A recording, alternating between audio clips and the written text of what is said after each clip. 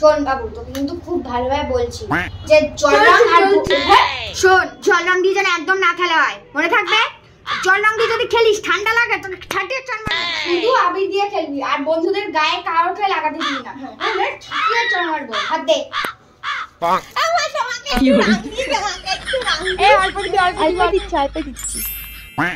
আমি খেলতে গেলাম, ঠিক আছে? দেরি করবি না কিন্তু, তাড়াতাড়ি চলে আসবি কিন্তু। হ্যাঁ, আর ভূত রং দিয়ে যেন না খেলা হয়। কি করে হোলি খেলার পর আমার জুতো হারিয়ে গেছে। বলেছিলাম জল রং খেলা, তুই ওটা খেয়েছিস। কি করে